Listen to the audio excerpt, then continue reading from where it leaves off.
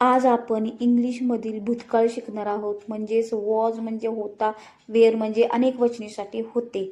तर आपण आय म्हणजे मी आहे त्याच्यासाठी वॉज वापरतो. यू म्हणजे तू किंवा तुम्हीसाठी वेअर तुम्ही होतात. वी म्हणजे आम्ही, वी वेअर म्हणजे आम्ही होतो. शी वॉज म्हणजे ती होती. ही वॉज म्हणजे तो होता.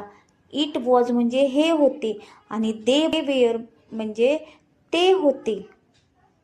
आता आपण यावरची उदाहरणे पाहणार आहोत. तर आय वॉज हॅप्पी म्हणजे मी आनंदी होतो. यू वेअर लेट म्हणजे तू उशिरा होतास. वी वेअर फ्रेंड्स म्हणजे आम्ही मित्र होतो. शी वॉज टीचर म्हणजे ती शिक्षिका होती. ही वॉज ॲट होम म्हणजे तो घरी होता. It was a big tree म्हणजे ते मोठे झाड होते. दे वेअर स्टुडंट्स ते विद्यार्थी होते.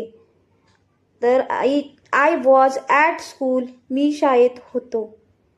यू वेअर माय फ्रेंड म्हणजे तू माझा मित्र किंवा मैत्रीण होतीस.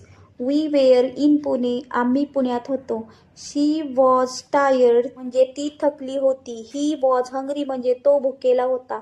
इट वॉज कोल्ड म्हणजे थंडी होती. दे वेअर हॅपी म्हणजे ते आनंदी होते. अशाच रोज डेली वाक्य शिकण्यासाठी या चॅनेलला फॉलो करा.